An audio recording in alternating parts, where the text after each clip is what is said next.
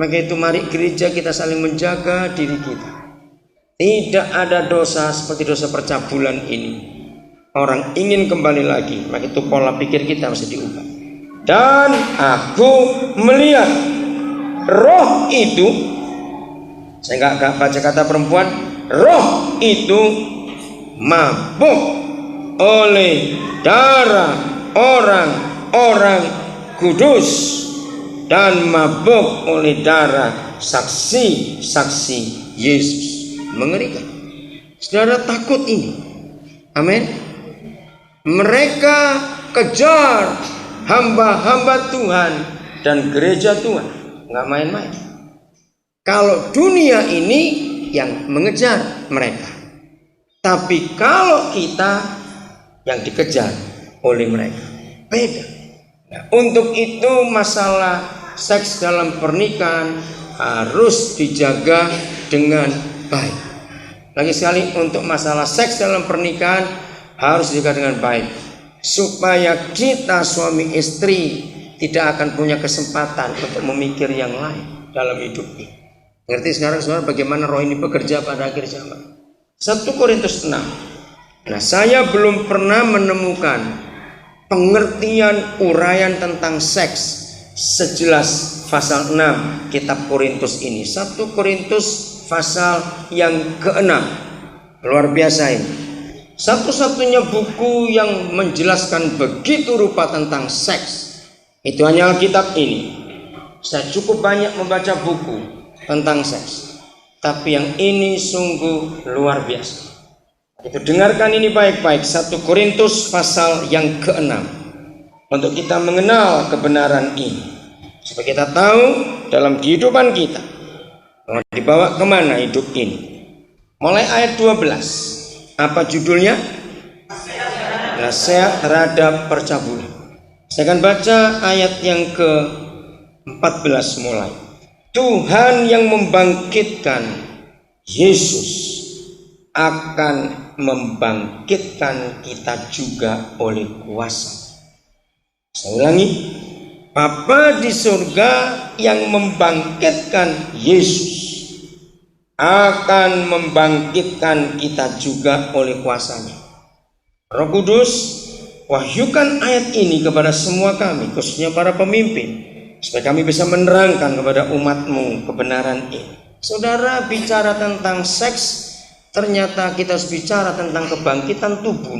Ini yang luar biasa. Saya ulangi lagi, bicara tentang seks itu kita bicara tentang kebangkitan tubuh. Maka kalau kita bicara tentang seks, tidak ditinjau dari sudut manapun juga, tetapi tentang kebangkitan tubuh kita pada akhir zaman nanti, maka saya percaya semua kita akan punya kekuatan untuk menjaga diri kita dari dosa yang satu ini. Lagi sekali mikir tentang kebangkitan tubuh. Jadi Bapa tidak hanya membangkitkan Tuhan Yesus dari kematian, ternyata kita pun ditentukan untuk dibangkitkan. Ini sungguh luar biasa. Ayat 15. Tidak tahukah kamu bahwa tubuhmu adalah anggota Kristus? Nah, mulai kelihatan. Tubuh kita ini milik Yesus. Katakan amin. Nah, karena tubuh kita milik Tuhan Yesus, maka Dia yang berhak atas tubuh kita. Dari sini kita lihat unsur seks sudah mulai. Suami istri yang benar adalah suami istri yang saling memiliki tubuh masing-masing, dan itu tidak dosa. Saya ulangi lagi. Suami istri yang benar adalah dua orang yang saling memiliki tubuh masing-masing. Jadi tubuhnya suami itu milik istri, tubuhnya istri juga milik suami. Ini arti kata pertama ayat 15. Tidak tahukah kamu bahwa tubuhmu adalah milik Kristus, anggota Kristus. Nah, apabila suami dimiliki tubuhnya oleh orang lain, itu namanya perzinahan. Apabila istri dimiliki oleh orang lain tubuhnya yang bukan suaminya, itu perzinahan. Betul nggak? Sama. Apabila tubuh kita dimiliki oleh roh yang lain, itu perzinahan. Sebab sejak hari pertama kita percaya Tuhan Yesus, maka kita sah menjadi mempelai Kristus. Betul? Berarti kita ini milik Dia. Konsep ini. Nah, kita menjadi milik Tuhan Yesus itu dalam dua masa yang berbeda. Yang pertama ketika kita masih hidup, dan yang kedua setelah kita mati. Semuanya dalam dua masa ini, hidup kita, tubuh kita milik Tuhan Yesus. Saya percaya saudara akan ngerti setelah saya terangkan kalimat pertama dengan uraian ini, lalu baca kalimat berikut. Lihat ini.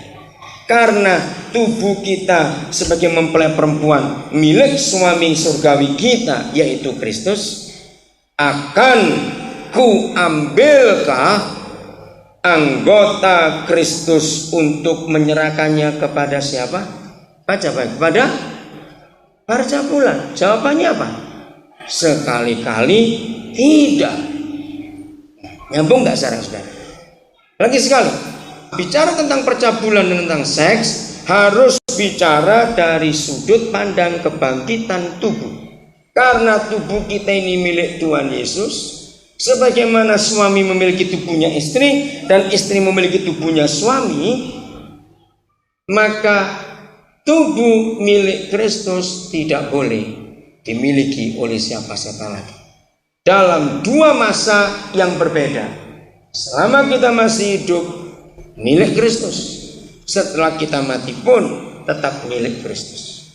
Maka itu karena ini milik Kristus, sekali-kali tidak boleh diserahkan kepada percabulan.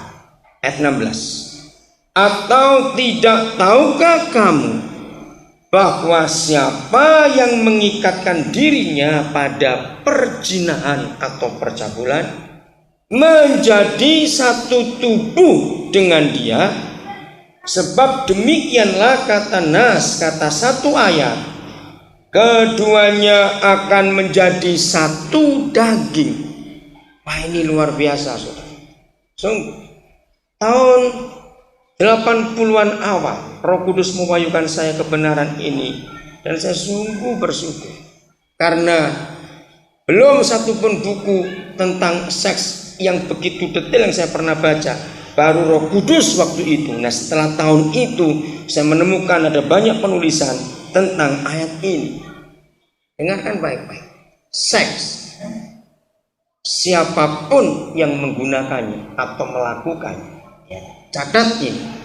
Seks, siapapun yang menggunakan atau melakukan, maka mereka itu menjadi satu daging. Apa itu artinya menjadi satu daging? Bahaya besar ini sudah. Kalau kita pernah makan roti, makan kue, minimal kue atau roti itu terdiri dari 4 campuran bahan: telur, mentega, gula, dan tepung. Itu minimal. Nah, menjadi satu tubuh, menjadi satu daging, itu artinya seperti roti itu. Setelah roti itu diaduk dan dimasak, maka kita tidak lagi bisa memisahkan mana tepungnya, mana menteganya, mana telurnya, mana gulanya. Betul nggak? Nah, seks itu seperti itu. Saya beri contoh yang paling jelek dulu. Ada laki-laki si A, kita sebut aja begitu. Lalu dia bertemu dengan perempuan si B. Ingat kemarin kita sudah mempelajari dari 1 Tesalonika 5:23 bahwa manusia itu terdiri dari 3 bagian: roh, jiwa, dan tubuh. Betul? Nah, si A ketemu si B, bukan suami istri, karena kepelacuran mereka bersetubuh. Maka roh, jiwa, tubuh si A itu menyatu dengan roh, jiwa, tubuh si B, sehingga kedua orang ini tidak utuh lagi, tidak lengkap lagi. Saya mau bawa saudara ke perjanjian lama. Mengapa setiap Israel berdosa dalam hal perzinahan, baik dengan manusia maupun dengan roh-roh yang disembah? Perhatikan, pasti ada firman yang berlanjut, engkau tidak bisa mengasihi Tuhan Elohimmu dengan segenap hatimu, segenap jiwamu, segenap akal budimu.